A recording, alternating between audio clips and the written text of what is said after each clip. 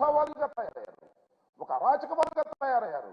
ఎప్పుడైతే తెలుగుదేశము జనసేన రెండు కలిసి ఇక అరాచకాన్ని సృష్టించేద్దాం ఈ రాష్ట్రంలో, మనకి తిరుగులేదు, అధికారం ఎలా రాదు, అరాచకాన్ని సృష్టించి పోలీసు వారి మీద దాడులు చేసి పార్టీ వైఎస్ఆర్ కాంగ్రెస్ పార్టీ ఆఫీసుల మీద దాడులు చేసి వ్యక్తుల మీద దాడులు చేసి ఏదో సాధించాలని ప్రయత్నం చేయటం చాలా దురదృష్టకరం మనం చేస్తున్నాం.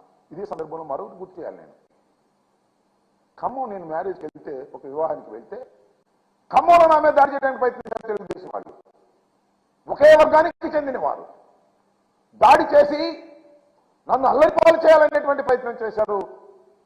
ఈ విధంగా ఎక్కడ పడితే అక్కడ దాడులు చేయాలి. మాకు తెలుగుదేశానికి జనసేన కలిసి వచ్చింది. రెండు అరాచక శక్తుల కలయిక వల్ల ఈ రాష్ట్రం సర్వనాశనం అయ్యేటటువంటి పరిస్థితికి తీసుకొస్తున్నటువంటి పరిస్థితులు కనిపిస్తున్నాయని మనం చేస్తున్నాం. పిచ్చిపోతున్నారు. జనసేన అధ్యక్షుడు ఇలా లైవ్ లో చెప్పు తీస్తాడు. ఏమిటి కర్మ నాకు అర్థం కాల. ఎంత అరాచకం ఇది.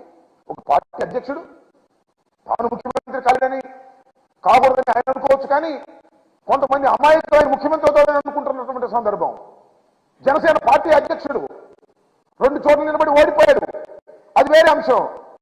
లైవ్ లో ఈ విధంగా ప్రెస్ మీట్ లో మాట్లాడుతూ ఉంటే కాలుకున్న చెప్పు తీసి బూతులు వాడి వైఎస్ఆర్ కాంగ్రెస్ పార్టీ ఎమ్మెల్యేలను తిట్టేటటువంటి దౌర్భాగ్యమైన పరిస్థితికి వచ్చినటువంటి ఆ నాయకుడు పవన్ కళ్యాణ్ అరాచక శక్తి కాక అది ఉన్న మంచి చెప్పని అడుగుతా ఉన్నా.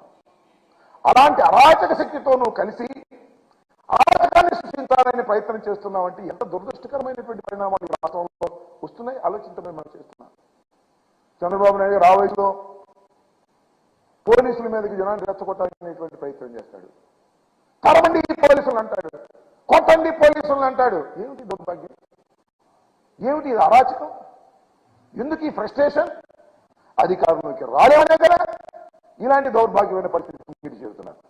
వాళ్ళ అబ్బాయి ఉన్నాడు, దత్తపుత్రుడు కాకుండా వాళ్ళ సొంత పుత్రుడు. ఎర్ర బుక్ అంట, నాకు అర్థం కాల.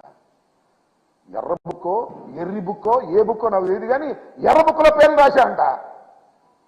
పేర్లు రాసిన అధికారంలోకి వచ్చినంత వాళ్ళు పాటిస్తారంట. ఏమిటి నాకు అర్థం కాలేదు. ఎవరిని బెదిరిస్తామయ్యా? పవన్ కళ్యాణ్ లేదా లోకేష్, చంద్రబాబు నాయుడు గారు ఎర్ర పుస్తకాల్లో పేర్లు రాసుకొని మమ్మల్ని బెదిరిస్తారా? అధికారులు బెదిరిస్తారా? ఏమిటి బెదిరింపులు? మీ వల్ల అయ్యేదేనా? ఇలాంటి దుర్మార్గమైనటువంటి పరిస్థితులకు దిగజారిపోయారు. వాళ్ళు ఎక్కడ గెలిచే పరిస్థితి లేదు. చాలా స్పష్టంగా చెప్తున్నా నేను, ఈ రాష్ట్రంలో తిరిగి తెలుగుదేశం పార్టీ అధికారంలోకి రావడం కల్లా అది నాకన్నా మీకన్నా వాళ్ళకు బాగా తెలుసు. చివరికి కుప్పంలోనే చంద్రబాబు నాయుడు గారు గెలుపొందేటటువంటి పరిస్థితి లేదు.